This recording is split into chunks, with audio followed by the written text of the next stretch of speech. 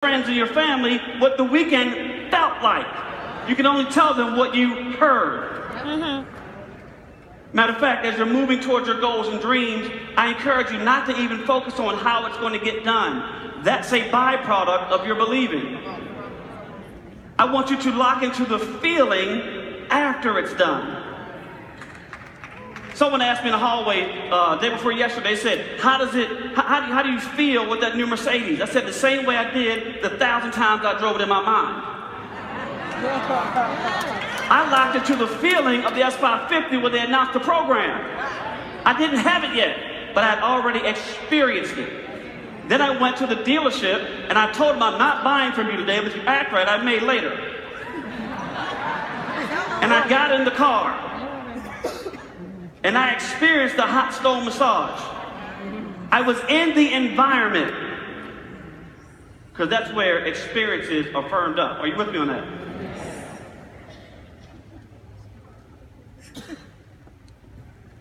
Don't answer this. I just want you to think about it. Be honest. Do you see a half full glass or a half empty glass? Just think about it. Okay. I see a totally full glass. It's full of water and full of air. Let me tell you why I say that. Because when I look at this room, some people see 3,500 people. This is what I see.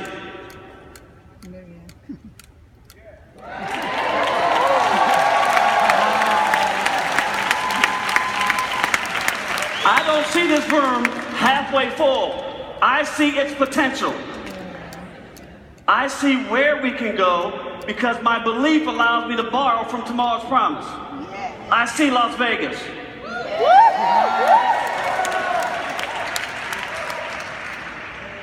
You must see it behind your eyes so that you can see it in front of your eyes. Matter of fact, I encourage you to go home and talk about how many folks will be on your team this time next year. I want you to speak what you seek until you see what you say.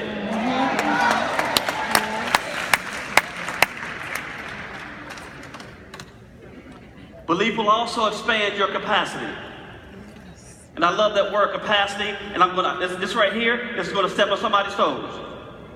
As networkers, we'll join the business, but the definition of capacity says it's the ability or power to do, experience, and then understand. We'll want to get network marketing. We want to understand the comp plan before we do anything. We want to understand the terms and conditions. We want to understand how to travel. We're going to want to understand how to build teams. We're going to want to understand how the events are going. We're going to want to understand why David did what he did with the Matrix. When I got involved in this business, you know what we did? We sat down. We talked to the #1 income earner at the time, and guess what? I asked them two things. I said, where are the potholes and where's the work? Because I wanted to avoid the potholes, and I knew 95% of folks that joined wouldn't do the work first. I did the work. I got some checks. I experienced the checks, and then I later understood it because the checks told me how to do the comp plan. You do the work first, then you experience the results, and then you have the aha moment. Don't try to understand it before you do it. That's called theory. That's why all of these diamond leaders are where they are. Why? Because they did the work. The experience came. They walked the stage as diamond. They walked the stage with diamond bonuses. They're positioned to take their organizations after we leave here to another level. Guess what? They understand. Who's prepared to go do it when you leave?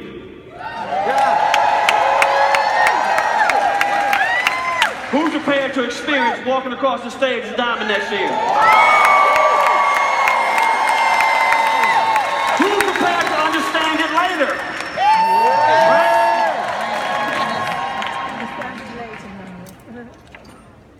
I want to share with you the difference between what and why. The difference between what and why. Oftentimes we'll say, man, if I just knew what to do, I would kill this thing. Kevin Gray, if I just knew what to do, if I just knew what you did to recruit people and become the top dog winner 2 months in a row, I would kill this thing. I want to show you the difference between what and why. The gentleman that I'm about to show you was given some instructions. He was told what to do. Roll that clip. So you're a musical director? Yes, Cool. sir. All right, so let me get a couple bars of like Amazing Grace. Can you do the first part of that? Go ahead. So serious, yeah. Amazing grace, how sweet the sound that saved a wretch like me. Wow. That bro could sing. You know what I'm saying?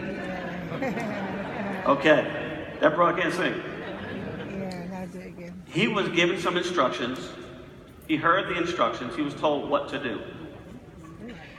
That's good. I want to show you the difference between knowing what to do and knowing why you're doing it. Yeah, Roll that clip. yeah. Now, what you give me the version is if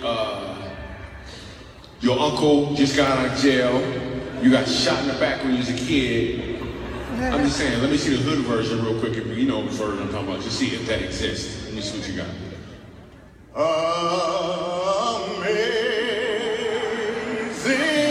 Amazing grace, how sweet the sound that saved a wretch like me. When you know what to do, it can be done. And when you know why you're doing it, it will take you to your purpose. When you know what you're doing, it can be done. But when you know why you're doing it, it can take you to your purpose. I want you to leave this weekend knowing why you're doing what you're doing. It can't be only money. You must have relationships before revenue.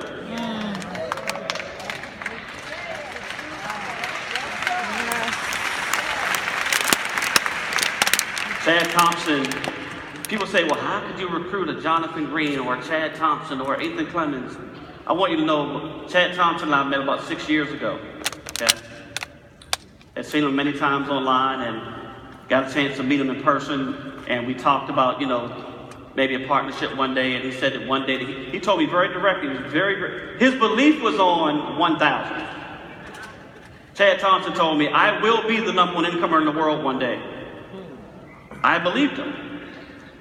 But at the time, I was working with the #1 incomer in the world, and I said, shouldn't you meet the person that you want to become? And Chad Thompson said, that makes sense. So I postured up and said, well, I'll fly you up there to meet him if you'll go meet him. And he said, I agree. And then my butt went and looked at that expensive flight. Right? It was $890. I told Chad if we ever work together, I could only give him two things. I give him my word and my work. My word said I'd fly him out there. He got a chance to go out there. He did not join that project. But a few years later, some things changed in both of our lives, and vacation came along. He looked at it, and I just asked him if he would give me an educated no by looking at the project. Could he evaluate what we were doing? And Chad said, I'll look at it, but I need to let you know why. He says, I'm looking at it because you never asked me for anything after you gave me something. You're the only person to ever do that. And that totally blew me away. And he started talking about his mom and how he wanted to only make sure that his mother was taken care of. And the reason they came in and grew so quickly had nothing to do with what he was doing, but he knew why. Are you guys with me on that? I want to close out today, guys, by just really talking about a quick story about a little boy I knew. And again, one more time, I'm going to be remiss for not recognizing this, that there's someone in this audience today that if that person weren't here, I wouldn't be here. Yeah. This person has believed in me from the first day that they met me. And this person bends over backwards to make sure I'm taken care of. And I would not be the man I am without my amazing wife, Kat Sterling.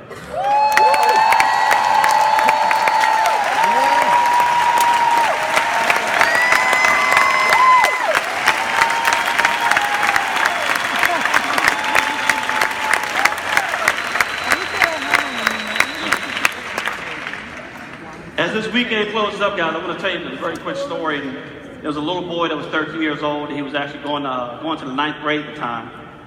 And there was this creative writing class. And in that creative writing class, he had to go back, and the whole class was given this assignment. He had to go back, and it was just totally free reign. Get extremely detailed and write about your future. The little boy wrote about his future, and they all had 2 days to write the paper. It came back, and most people had a page or so, and this little boy had a 7-page paper, front and back, college rule. I mean, it was vivid. It talked about the schools that he would go to. It talked about the family that he would have. It talked about the children he would have. It talked about the places he would travel to. That paper was creative. It talked about the color of the interior of his car he would have. It talked about the smell on the islands of the sand and the water that he would experience. And the teacher graded those papers and came back about 2 days later, and it was 2 days later, and he put the paper on everybody's desk. No, teacher, he put it upside down, right? Little boy just knew he was going to get an A and turned it over, and it was an F. And the little boy went up to the teacher afterwards and asked the teacher, said, out of curiosity, and the little boy was visibly upset. Can you tell me why I got an F? And the teacher said, you know what, that was one of the best papers I've ever read in my life. But it wasn't possible for you. And that little boy was crushed, and she said, I know you need this grade. It's going to be one of the largest grades, one of the largest percentages of the grade for this semester. I'm going to allow you to go back and rewrite it. The little boy went home and, just started trying to rewrite the paper, and the parents said, what's going on? And said, I gave the story, and she said, well, just go do what you got to do. You got to get that grade. The little boy went upstairs, and kept rewriting that paper. I'm talking the tears. Couldn't even write it because the tears were saturating the paper. The little boy went back on that Monday. Before his class even started, to put that paper down and told the teacher, do you mind reviewing my paper now? The teacher actually started reviewing that paper. And within about 30 seconds said, wait a minute, this is the exact same paper you gave me last week. Right.